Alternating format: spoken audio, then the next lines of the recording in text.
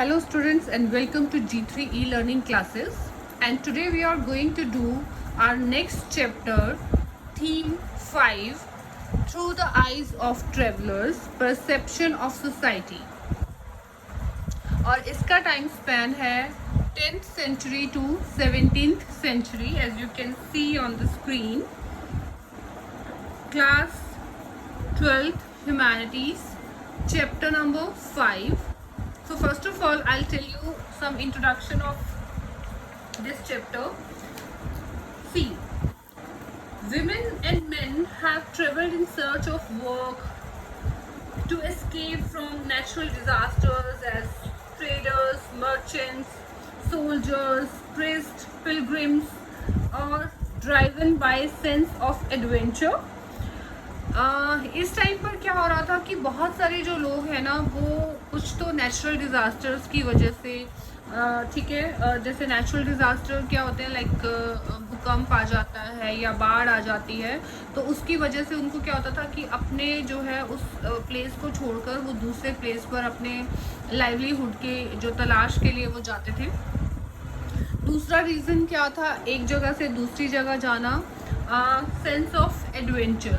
कुछ लोग एडवेंचर भी करना चाहते थे, ठीक है. अगर मैं आज की बात करूं तो हम लोग कहीं पर न्यू प्लेस पे जाते हैं तो एडवेंचर के लिए जाते हैं ना, कि हाँ we want to see that place, their culture और फूड, डिफरेंट क्यूजीन्स. हम इवन इंडिया में भी हम लोग ट्राई करते हैं.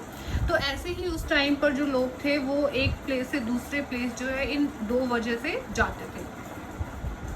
So those who visit or come to stay in a new land variably encounter a world that is different in terms of landscape or physical environment, as well as customs, languages, beliefs and practices of people. Many of them try to adapt to these differences. Others, somewhat exceptional, note them carefully in accounts, journaling, recording that they find unusual or remarkable. Unfortunately, we have practically no accounts of travel left by women, though we know that they traveled. तो अब जैसे मैंने starting में बोला कि main और women दोनों ही उस टाइम पर ट्रैवल करते थे, लेकिन जो है हमें विमेंस के जो रिटन अकाउंट्स हैं ट्रैवलिंग के वो हमें नहीं मिलते हैं. हमें मिलते हैं जो मेन जो अकाउंट्स हैं, जो उन्होंने जो न्यू प्लेसेस हैं उनको घूमा और वहाँ के बारे में जो लिखा वो हमें देखने को मिलते हैं, पढ़ने को मिलते हैं. So the accounts that survive are often varied in terms of their subject matter. Some deal with affairs of the court, while others are mainly focused on the religious issues or architectural features and movements. For example, one of the most important descriptions of the city of Vijayanagara in the 15th century comes from Abdur Razak Samarkandi, a diplomat who came visiting from Herat. ठीक है, it's a place, it's a country. Herat से वो आया था. अब्दुल रज़ाक समरकंद की मैं आपको बात बता रही हूँ कि उन्होंने जो है विजयनगर के बारे में लिखा था. एक और चीज़ मैं आपको यहाँ पर बताना चाहती हूँ. विजयनगर टॉपिक के ऊपर एक पूरा चैप्टर है हमारा, chapter 7. It's a very very very important chapter. तो ये हम जब 7th चैप्टर पढ़ेंगे तो उसमें आपको डिटेल में मैं विजयनगर के बारे में बताऊंगी. तो विजयनगर के बारे में जो भी अकाउंट हमें मिलता है, ठीक है, वो किसने लिखा था? अब्दुल रज़ाक समरकंदी, जो कि हरत कंट्री से आया था. तो उसने उसके बारे में, विजयनगर के बारे में बहुत कुछ लिखा. So in a few cases travelers did not go to distant lands. For example, in the Mughal Empire, administrators sometimes traveled within the empire and recorded their observations. Some of them were interested in looking at popular customs and folklore and tradition of their own land. तो अब कुछ जो travellers थे और कुछ जो लोग थे जिनको लिखने का शौक़ था, तो ऐसा नहीं है कि वो ट्रैवल करते थे और लिखते थे. जहाँ पर वो रहते थे, जैसे मैंने मुग़ल एम्पायर के बारे में अभी आपको बताया कि जो मुग़ल एम्पायर के जो कोर्टिस थे, वो भी बहुत कुछ अपने एम्पायर के बारे में लिखते थे, वहाँ के कल्चर के बारे में, वहाँ के कोर्ट सिस्टम के बारे में. So in this chapter, the accounts of the travelers provide us with some aspects of social life of people. This chapter discusses how these traveler accounts enriched our understanding of the past, and the theme focused on the accounts of the three men.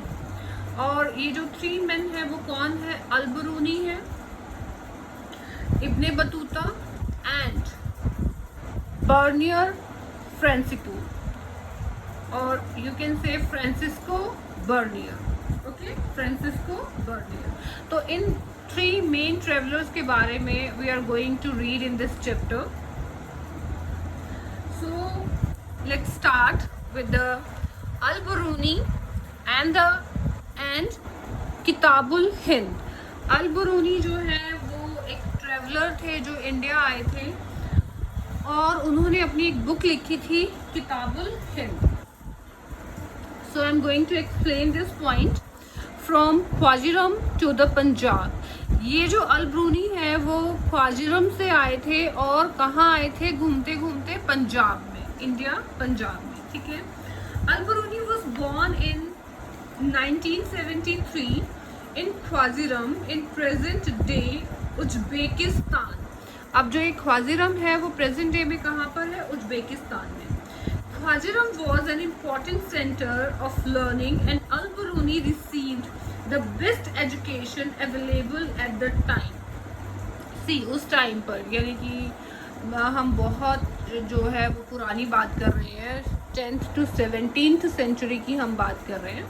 उस time पर जो लोग हैं वो ज़्यादा educated नहीं होते थे, पढ़े लिखे नहीं होते थे. It was a thing of proud कि अगर कोई पढ़ा लिखा है तो. ठीक है, वो आज भी प्राउड की बात है. He was well versed in several languages: सिरिक, Arabic, Persian, Hebrew and Sanskrit. Hebrew मैंने आपको पहले भी बताया था, आपने 11th क्लास में भी पढ़ा था कि जो बाइबल है वो फर्स्ट जो लिखी गई वो हिब्रू लैंग्वेज में लिखी गई थी. ठीक है. और अगर आप कंपैरिजन करें कि ये जो अल-बरूनी है वो कितना इंटेलिजेंट था, वो इसकी नॉलेज और जो इसकी जो लैंग्वेजेस हमने अभी बात की कि इतनी सारी लैंग्वेजेस जो है वो जानता था. अगर मैं आज प्रेजेंट सिनेरियो की बात करूँ तो बहुत सारे लोग जो ऐसे हैं जो इंग्लिश स्पीकिंग कोर्स के लिए जाते हैं, बट वो सीख नहीं पाते. आज भी एक सिंगल लैंग्वेज भी जो है वो अच्छे से नहीं सीख पाते. बट जो अल-बरूनी थे वो इतने इंटेलिजेंट थे कि उन्होंने इतनी सारी लैंग्वेजेस जो हैं वो सीखी, और वो बहुत अच्छे से जो है उन लैंग्वेजेस को जानते थे. Although he did not know Greek, उनको ग्रीक नहीं आती थी, he was familiar with the works of Plato you can say, or other Greek philosophers, having read them in the Arabic translation. यहाँ पर ये मतलब है इसका कि जो प्लेटो है, जो कि ग्रीक फिलोसोफर हैं, उन्होंने उनकी जो भी फिलोसफीज थी, अल-बरूनी ने उसको जो है वो अरबी लैंग्वेज में उनको ट्रांसलेट किया था. ये बहुत बड़ी अचीवमेंट है. And in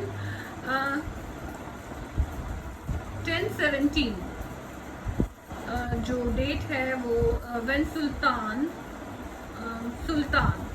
Muhammad invaded Khaziram, he took several scholars and poets back to his capital Ghazni. Al-Biruni was one of them, and he arrived in Ghazni as a hostage, but gradually developed a liking for the city, where he spent the rest of his life until his death at the age of 70.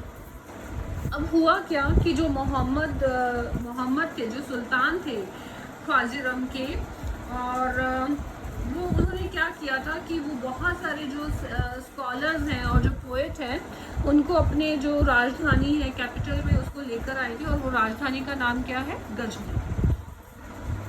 ठीक है. और लेकिन उनको hostage यानी कि उनको बंदी बनाकर लाया गया था अल-बरूनी को. लेकिन उन्होंने जो अपनी जो लाइफ है वो यहीं पर, अपने जो 70 ईयर्स है अपनी लाइफ के, वो यहीं पर बिताए till death. It was in Ghazni that Al-Biruni developed an interest in India. This was not unusual. Sanskrit works on astronomy, mathematics, and medicines had been translated into Arabic from the 8th century onwards, when the Punjab became the part of the Ghaznavid Empire. Contacts with the local population helped create an environment of mutual trust and understanding. Al-Biruni spent years in the company of Brahmana, priests and scholars, learning Sanskrit and studying religious and philosophical texts. While his itinerary is not clear, it is likely that he traveled widely in Punjab and parts of northern India. यहाँ पर ये बताया गया है कि जो गजनवी हैं, means जो सुल्तान है मोहम्मद, उन्होंने क्या किया कि जो अपना जो एरिया था उसको मिलाया पंजाब तक. इंडिया जो है उन्होंने इन्वेड किया पंजाब में, और जो अल-बिरूनी है उनका इंटरेस्ट डेवलप हुआ इंडिया के अंदर, क्योंकि अभी जो पंजाब था वो इंडिया जो है वो ख्वाज़-ए-आज़म का पार्ट बन गया था. तो क्योंकि अब यहाँ पर इनका आना जाना हुआ तो इनका जो इंटरेस्ट है वो इंडिया के कल्चर को जानने के लिए हुआ. तो वहाँ पर इन्होंने क्या किया कि ये ब्राह्मण्स हैं, जो प्रिस्ट हैं और जो और दूसरे फ़िलासफ़र्स हैं, उनके साथ जो है अपने रिलेशंस को अच्छा किया, और इन्होंने जो है वो फ़िलासफ़िकल टेक्स्ट जो है यहाँ के पढ़े, और इन्होंने बहुत सारा जो है ना ट्रैवल किया पंजाब में, और जो नॉर्दर्न इंडिया है वहाँ के और अदर पार्ट्स में इन्होंने ट्रैवल किया और यहाँ के कल्चर को जानने की कोशिश की. Travel literature was already an accepted part of Arabic literature by the time he wrote that this literature dealt with lands as far apart as the Sahara Desert in the west of the river Volga in the north. So while few people in India would have read Al-Biruni before 1500, many others outside India may have done so. तो बहुत सारे large scale पे जो है लोगों ने इनके जो ट्रेवलॉग्स हैं उनको पढ़ना शुरू किया और इनको जानना शुरू किया. अब हम बात करेंगे किताबुल हिंद के बारे में. ठीक है, Kitabul Hind, Al Biruni Kitabul Hind written in Arabic, एक सिंपल जो है और ल्यूसिड बुक है, and it is the voluminous text divided into 80 chapters on subjects such as religion and philosophy, festivals, astronomy, alchemy, manners and customs, social life, weights and measures, iconography, laws and meteorology. See, जो अल-बिरूनी की जो किताब है किताबुल हिंद, ठीक है, उसको 80 उसमें जो है डिवाइड किया गया, 80 चैप्टर्स में डिवाइड किया गया है, और ये बहुत सारे जो है सब्जेक्ट्स को कवर करती है, like religion, philosophy, festivals etcetera etcetera.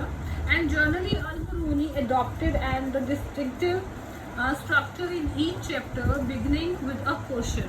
अल-बिरूनी की खासियत क्या थी इस किताब की, किताबुल हिंद की, कि हर चैप्टर के स्टार्टिंग में जो अल-बिरूनी है उन्होंने जब वो चैप्टर को स्टार्ट किया तो वो एक क्वेश्चन से स्टार्ट किया.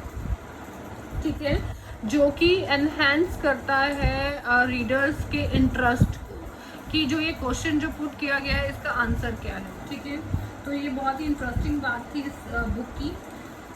Following this up with a description based on the Sanskritic tradition and concluding with a comparison with other cultures, some present-day scholars have argued that this almost geometric structure, remarkable for its precision and predictability, owed much to his mathematical orientation. Al-Biruni, who wrote in Arabic, probably intended his work for peoples living along the frontiers of the subcontinent. He was familiar with the translation and the adaptations of Sanskrit, Pali and Prakritic texts into Arabic, and these ranged from fables of work on the astronomy and the medicine. However, he was also critical about the way in which these texts were written and clearly wanted to improve on them. अब ये जो है ये बहुत ही intelligent थे अल-बरूनी। इन्होंने जो संस्कृत है उसको सीखा, पाली प्रकृति जो भी टेस्ट है उनको पढ़ा, और इनका जो ट्रांसलेशन है और यहाँ के बारे में जो भी उन्होंने लिखा वो भी ट्रांसलेशन जो है इन्होंने अरबिक लैंग्वेज में किया। और एस्ट्रोनॉमी और मेडिसिन की जो फैबल यानी कि जो स्टोरीज थी, ठीक है, उस पर भी उसने वर्क किया, जो कि पहले उसने सुनी और उसके बारे में लिखा। So our next point is Ibn Battuta Rihala. Okay, so हम यहाँ पर ये डिस्कस कर चुके हैं from Khwarazm to Punjab, Kitabul Hind. और our next point is Ibn Battuta Rihala. हमने यहाँ अल-बरूनी के बारे में पढ़ा और now we are going to read about Ibn Battuta Rihala. Rihala होता है Rihla, sorry not Rihala, Rihla. It means journey. Okay, इसका मीनिंग क्या है? जर्नी। तो इब्ने बतूता की जो जर्नी रही इंडिया के बारे में, इसके बारे में हम यहाँ पर पढ़ने वाले हैं। And early global trotter. Global trotter होता है जो कि घूमता है पूरे वर्ल्ड को, ठीक है, डिफरेंट डिफरेंट प्लेस पे। Ibn Battuta's book of travels called Rihla, written in Arabic, provides extremely rich and interesting details about the social and cultural life in the subcontinent। ये जो है बहुत ही डिटेल सोशल और cultural जो India की जो life है वो उसके जो कि 14th सेंचुरी में थी उसके बारे में हमें बताता है। एंड दिस मोरक्कन ट्रैवल, ये कहाँ से आया था? मोरक्को से। Okay, traveller was born in the Tungri into one of the most respectable and educated families known for their expertise in Islamic religious law or Sharia. True to the tradition of his family, means ये बहुत ही reputed family से belong करते हैं Ibn Battuta. और ये जो है ये बहुत ही educated family है, ये expert है इस्लामिक रिलीजन में, एक्सपर्ट थे, सॉरी नॉट है, एंड शरिया, और जो भी शरिया के जो रूल्स थे, आपको पता होगा कि जो इस्लाम में है शरिया और सुन्नी, ठीक है, ये जो है दो डिफरेंट इसमें जो बट जाते हैं इसमें रिलीजन, तो उसके ये जो है बहुत ही अच्छे स्कॉलर्स थे। And true to the tradition of his family, Ibn Battuta received literary and the scholastic education when he was quite young. और इनको जो है स्कॉलस्टिक एजुकेशन, जब ये बहुत छोटे थे तो इन्होंने जो है इनको एजुकेशन दी गई। Unlike most other members of his class, Ibn Battuta considered experience gain through travels to be the more important source of knowledge than books. अब इब्ने बतूता ये मानते थे कि बुकिश नॉलेज जो है, ठीक है, वो अपनी तरफ से जो है इम्पॉर्टेंट है, लेकिन ये जो है प्रैक्टिकली जो नॉलेज है उसको गेन करना चाहते थे। उनको लगता था कि अगर हमें किसी भी प्लेस का कल्चर, वहाँ की चीज़ों के बारे में जानना है तो बेटर है कि हम वहाँ पर ट्रैवल करके उन चीज़ों को देखें। He just love travelling and went to far off places, exploring new world and peoples. Before he set off for India in 1332 to 33, he had made pilgrimage trips to Mecca and had already traveled intensively in Syria, Iraq, Persia, Yemen, Oman and a few trading ports on the coast of East Africa। ठीक है, तो अब ये जो है 1332 से 1333 तक ये इन सब जगहों पर गए और उन्होंने घूमा वहाँ पर। Travelling overland through Central Asia, Ibn Battuta reached Sindh. अब सेंट्रल एशिया से होते हुए ये कहाँ पहुँचे? सिंध में पहुँचे in 1333। He had heard about Mohammad bin Tughlaq, the sultan of Delhi. और वहाँ इन्होंने जो है मोहम्मद बिन तुगलक के बारे में सुना, जो कि उस वक्त पर दिल्ली के क्या थे? सुल्तान थे। Lured by his reputation as a generous patron and of art and later, और उन्होंने जो है ना इनके बारे में सुना था कि वो बहुत ही जो है आर्ट के कदरदान हैं और जो है लेटर्स लिखते हैं, सेट ऑफ फॉर दिल्ली। तो वो दिल्ली के लिए जो है निकल गया, पासिंग थ्रू मुल्तान एंड कुछ। The sultan was impressed by his scholar and appointed him the qazi और यू कैन से जज ऑफ दिल्ली। अब जो सुल्तान थे यहाँ दिल्ली के, तो वो इनसे बहुत, इनकी नॉलेज से बहुत ज़्यादा इम्प्रेस हो जाते हैं और वो इनको जो है वो ऑफ़र करते हैं, ऑफ़र नहीं करते एक्चुअली, जज बना देते हैं वहाँ पर, काजी जिसको कहा जाता है। He remained in that position for several years until he fell out of favor and was thrown into prison. Once the misunderstanding between him and Sultan was cleared, he was restored to imperial service and was ordered in 1342 to proceed to China as the Sultan's envoy to the Mughal ruler with the new assignment. सी अब कुछ misunderstanding सुल्तान और जो Ibn Battuta है उनके बीच में हुई, और सुल्तान ने क्या किया कि इनको जो है वो जेल में डाल दिया। बट जब इनकी जो मीन्स सुलह हो गई और जब इनके बीच में चीज़ें ठीक हो गई, तो ये इन्होंने जो है सुल्तान से परमिशन लेके ये कहाँ गए, चाइना गए। ठीक है, with the new assignment Ibn Battuta proceeded to the Malabar quest and through central India. From Malabar he went to the Maldives where he stayed for 18 months as the Qazi. ठीक है, ये मालाबार में रहे और वहाँ पर 18 मंथ 18 महीने जो है वो एज अ काजी की पोस्ट पर रहे, but eventually decided to proceed to Sri Lanka. फिर इन्होंने ये डिसाइड किया कि ये श्रीलंका जाएंगे।